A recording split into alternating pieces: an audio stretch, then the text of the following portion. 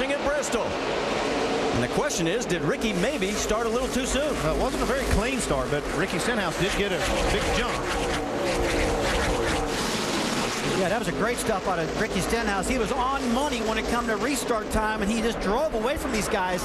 He's looking really good now the first couple laps of this race. Guys aren't getting real nervous at the moment because they know that this caution is going to happen at lap 25. That's when they got to go to work and get their cars handling good. Well, Rusty, wouldn't you want to try to get as much track position right now while you have this tire on, so you kind of be in a good position when you do make that change? Yellow, competition yellow.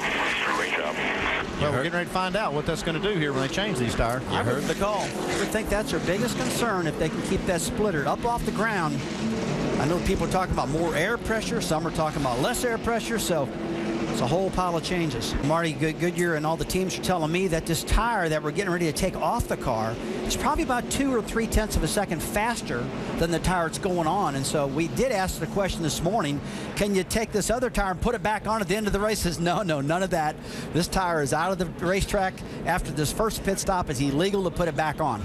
And Marty, Jason Ratcliffe will have all 4 tires changed for Kyle Busch because the stagger is more than they thought they were going to be having on this new right side tire. So it's now a guessing game starting here with Kyle Busch.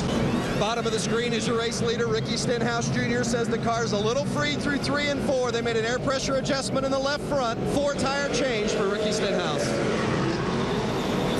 Everyone was concerned about how the car would react once the tires were changed over to this different set. Ricky Stenhouse says no grip on the right side whatsoever. Going to work on the brake a little bit and see if that'll help him. Ricky Stenhouse Jr. is on the march. He is closing in on race leader Kyle Busch. Back it down. Once fun right in the middle of the track. Trouble. Turn number 3 as our second caution comes out. And you can see there's damage on the 16 and also the 23 of Robert Richardson. It looks like Richardson got the worst of it. Right there, the fluid coming out of the car going into turn 3. And there's Trevor Bayne right in that fluid, goes up and slams the wall right behind him.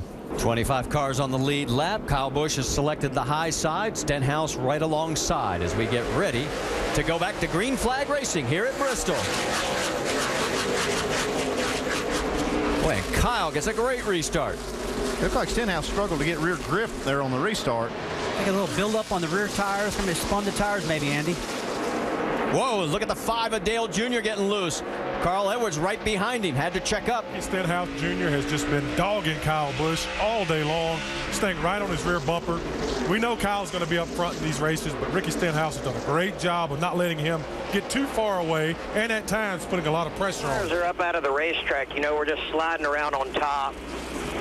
Don't seem like they're digging in and really using them. Almost like they just got too much air pressure or something. 10-4. Working lap number 120 of 300 as Kyle Busch has led a total of 88 laps so far.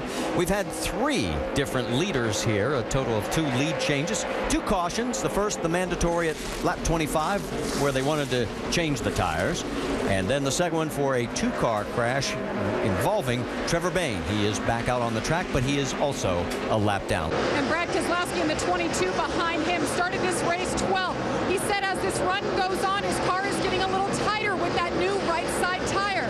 He is very sensitive, though, about the tire wear. Remember, the last 2 weeks, he cut a tire in the last 2 races. So his team telling him, nobody's complaining, the tires are good. Ricky Stenhouse Jr. is going to get a 4-tire change. They're also going to make a chassis adjustment in the right rear. It's still a little too free on entry and tight in the middle. Doc?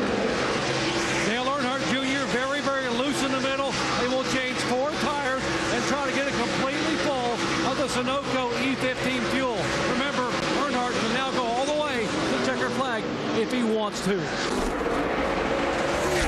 Check it was Casey Kane in the 18. Again, scoring had us a little mixed up. We got it straight. Kevin Harvick now has worked his way into 3rd. Yeah, but all the top 3 cars have the same paint scheme, so hard to tell the difference. Ricky Stenhouse Jr., we're being told, has a pass-through penalty, and he is making that pass right now. He doubled up with the lead lap cars, and so he was in the wrong spot. So They should have told us where to line up. you can hear him. He is lamenting this, and one of the fastest cars all day is now in some serious trouble. Christ, David, what are you doing? I mean, everything that we we have not made the car better once today. No, I'm going to tell you, we ain't doing a very good job. It ain't late model racing, bud. I mean, if it ain't, the track bar won't go up, and it keeps getting tighter. I mean, the thing is on the freaking ground now. Hold the brake, hold the brake, hold the brake. And it's Danica Patrick, the first time this year. She has tagged the wall. Let's see what happens here, guys. I mean, what it felt like to me was that it felt like to me I came out of the corner and I was just running down the straight, and it felt like he came off the wall. And I don't know if he had a tank slap off the wall, like he was pushing up and then it snapped on him and he came off. I don't know. I don't know if I'm maybe giving him the benefit of the doubt right there, but I know I was running him early, and it was just, he just runs hard. You know, he's just runs hard. He ran hard. He's run hard every time I've been around him, and it just seems like overkill. It's too hard of him. Yeah, that was my fault. I guess she thought I meant to do that. Don't worry, she's never been wrong about anything in her whole life. I wouldn't worry about it. I didn't want for that to happen. I don't know if she thinks I did it on purpose, or I guess she's just mad because she was running good or whatever. But it was an accident, and you know, I apologize, and I'll try to talk to her, see what she thinks. And White flag is out. Flag right here. Bring it home to us, bud. Well, one more time around down the backstretch. It'll be the 45th time in his Nationwide Series career. And remember, Mark Martin had widened that gap 2 weeks ago? He just closes it.